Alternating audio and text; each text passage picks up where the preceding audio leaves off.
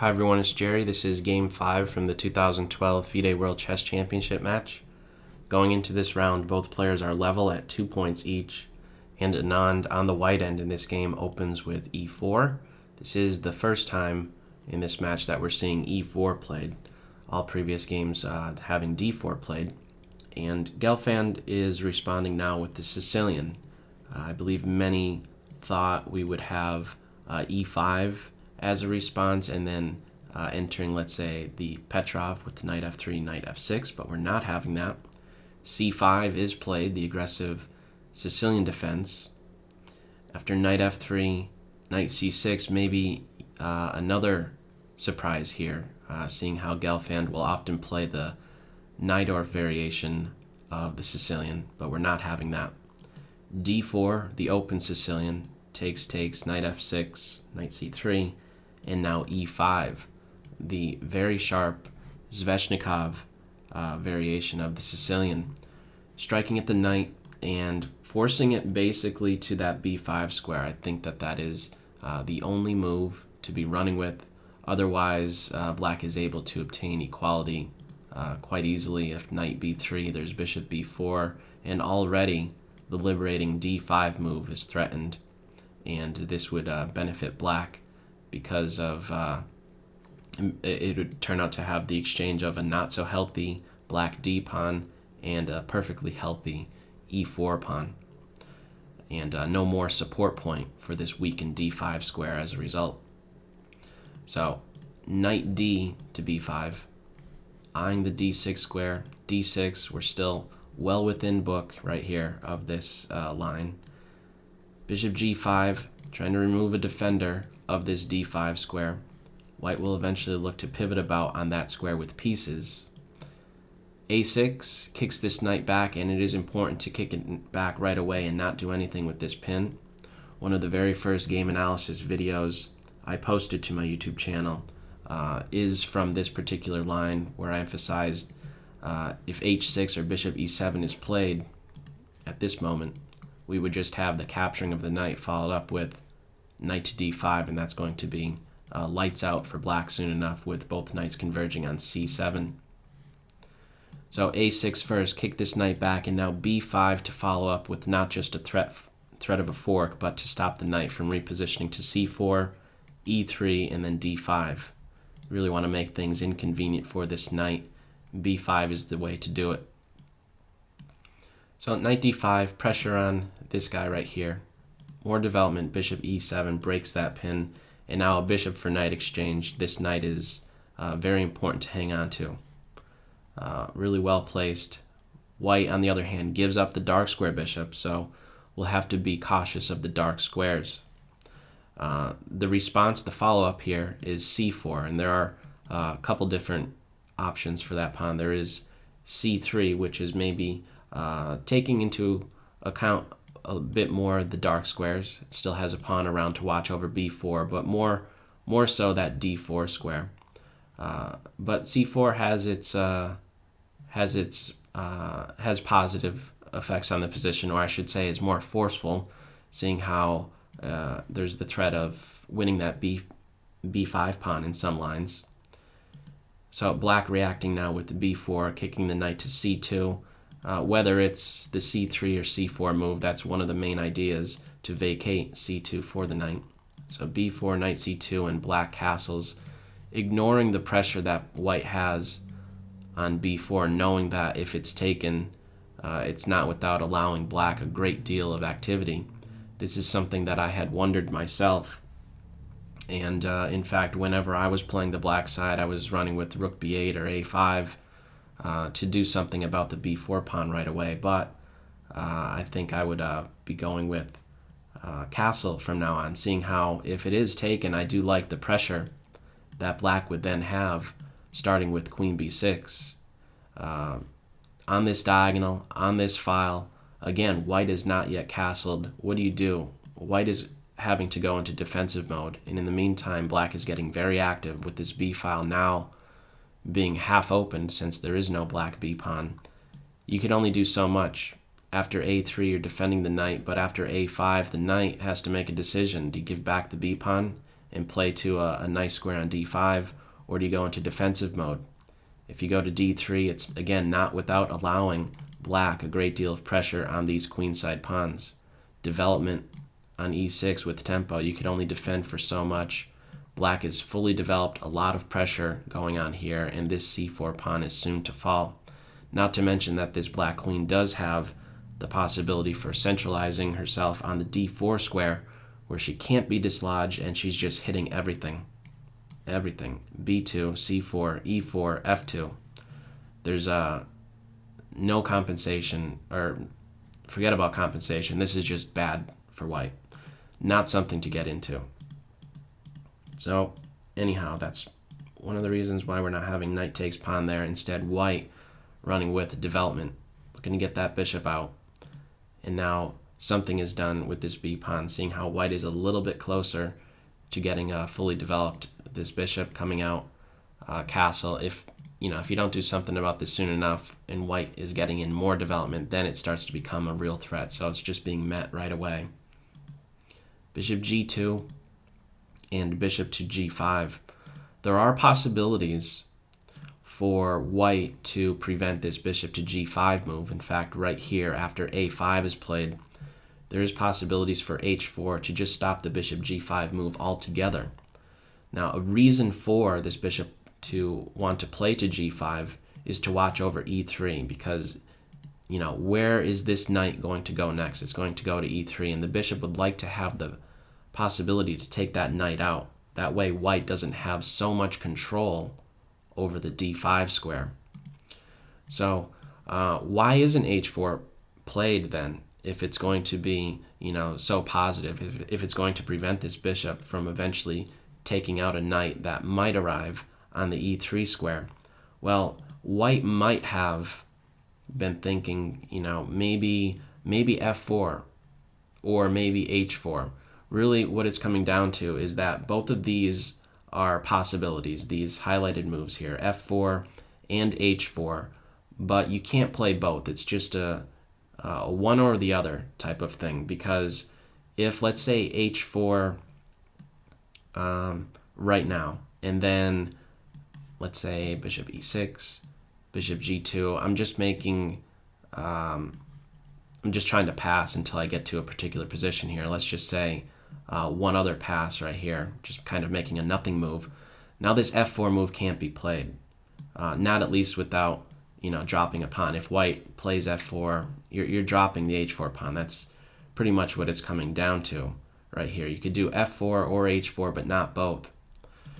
And so just beware of this possibility. In fact, you could see it even after the bishop does play to g5, just to throw a question to this guy.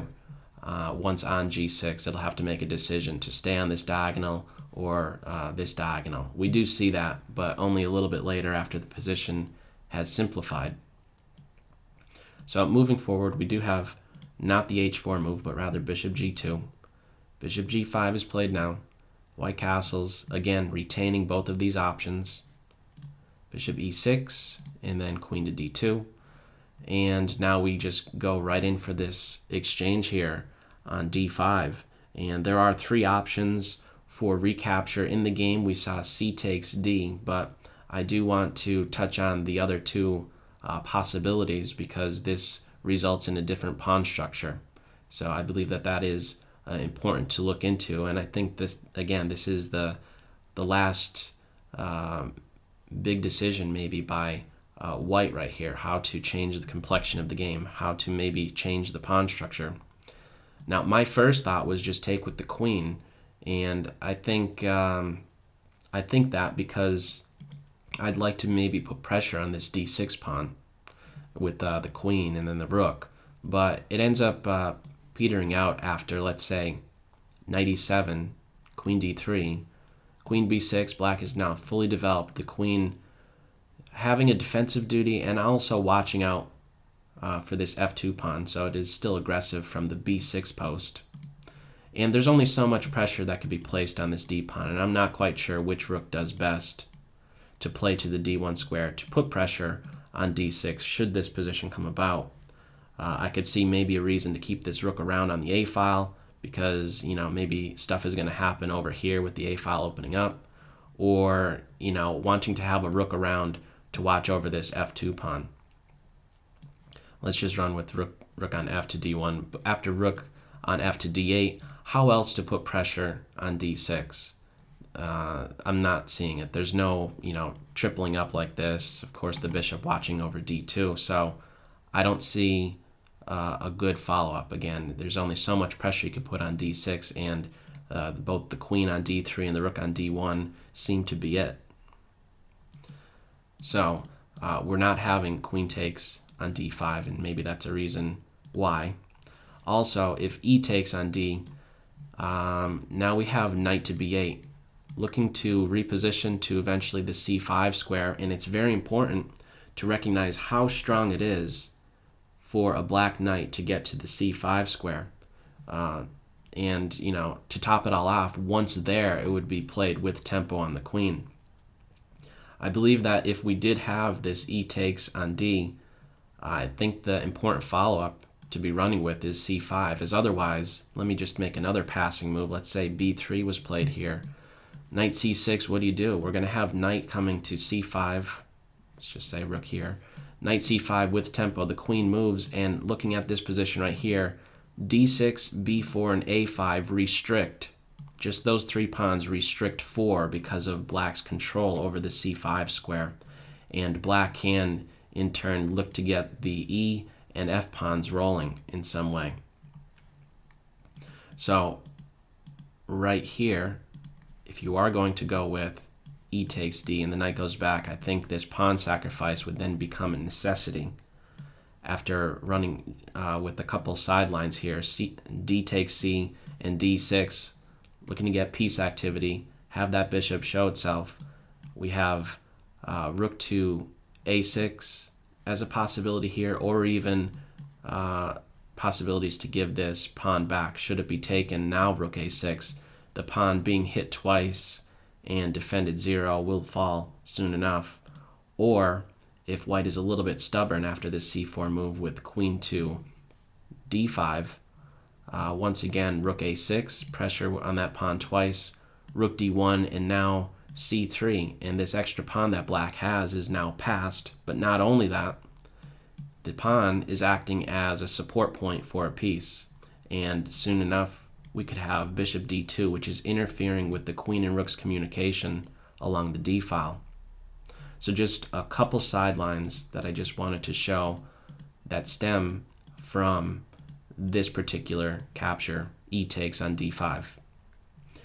But we don't have either of those. We don't have queen takes or E takes, but rather in the game, C takes D5. And again, this is the last critical decision.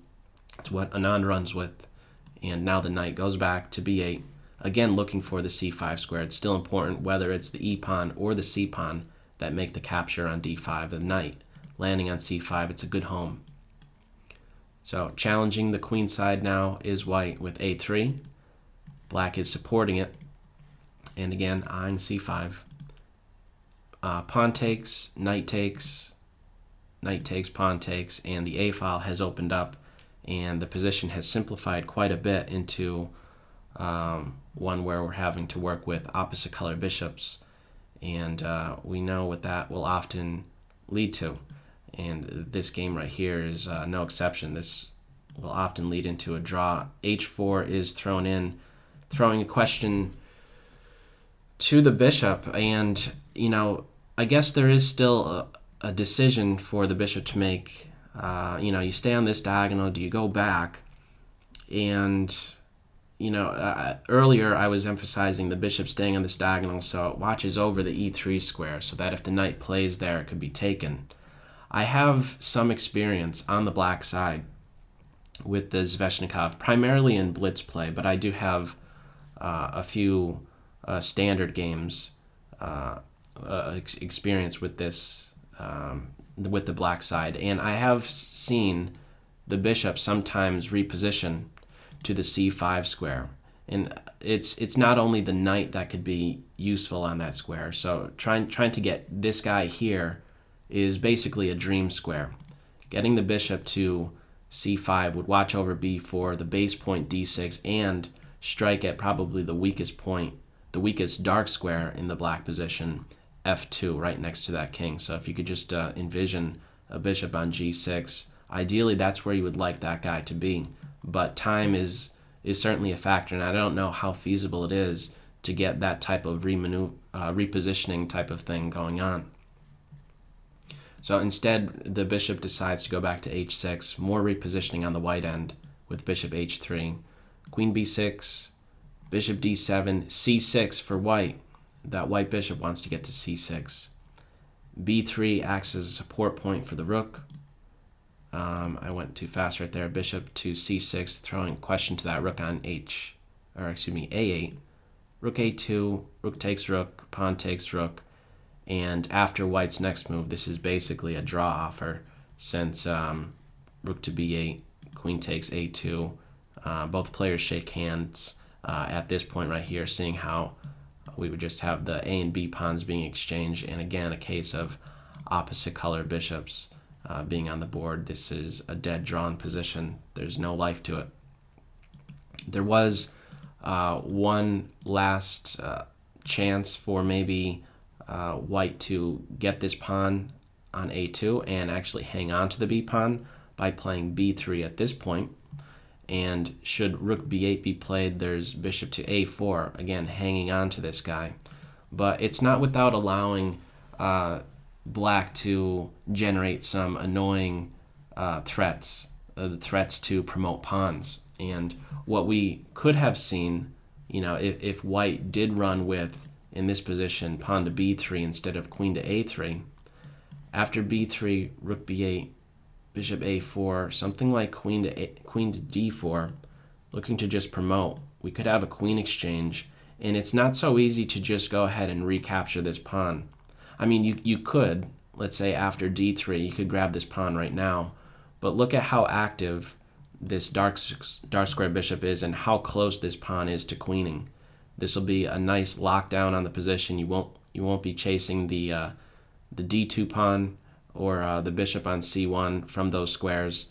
This bishop can't go anywhere. This rook can get active by way of b4. There's certainly compensation for being down a pawn, and again, this pawn on d3 is very scary. And one other try, and it's something I looked into, I wondered, well, what if d3 is played, and seeing how if you take on a2 right away, the bishop comes down to c1, how about you try and stop this bishop from becoming so active? Why not play f4 and just kind of close the door on it first? Well, what would ensue is d2, and I thought after king to f2, it seems pretty clear cut here. You have the king coming over. He's going to stop this pawn from promoting, and rook takes pawn. It's a much better position, but there's an interesting shot that could spring to life here, and that is a g5 move, threatening two things: just to win the pawn on f, and to throw a question to this rook. And it's a question the rook would not want to answer, because you take the pawn, this guy promotes, and if you move the rook, the a pawn promotes. No good solution from such a position.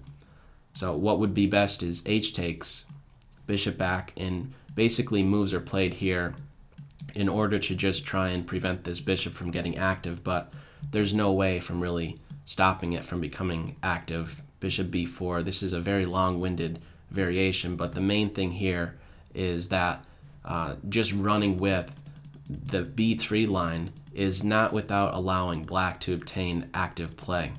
That's the main idea here, and that is not the only variation. There are also variations where the rook can be coming into play by way of the g file, and basically black operating along these dark squares, and this b pawn, even though it could be passed in many lines, is still a long way off from promotion. So as it was in this game, after that queen a3, rook b8, queen takes a2, both players yet again in this game 5 shake hands, and we're now at 2.5 points each, and we'll see what happens in game 6. So that's all for this video. As always, I hope you got something out of it. Take care.